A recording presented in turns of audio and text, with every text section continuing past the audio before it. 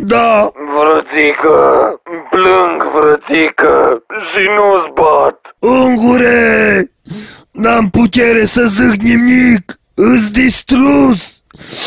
Cum am putut să pierdem așa? Am început frumos.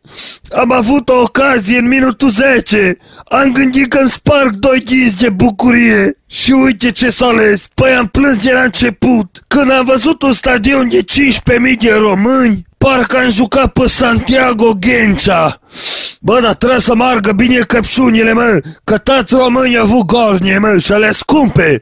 Frățică, am început ca o armată vigilioasă, frățică. Bă, capul sus, așa am și terminat, mă, să știi. Cert-i, Gigi au promis revoluție la Steaua, asta au și făcut. Cred că au reușit să-și numere toate oile, că până mult tăta dormea de fiecare dată când încerca. Și de portarul Cernea, zmeul de pe Bernabeu, am numai cuvinte de laudă. În timp ce Carlos își scria cartea în tribună, ăla apăra ca un erou. Bă, ungure, tu ai observat că la Galactici le scria Real Madrid și pe gumuciucul de la chiloț? No, la noi ne-o scris astăzi pe frunte Real Madrid. Dar degeaba, i-am făcut de rușine, chiar dacă nu i-am bătut. Lasă, poate batem la mini-fotbal de ăla cu pioneze. Mi-a plăcut de Diarra, cum o tă cerșit 11 metri. O foca cerșetorul din Oz.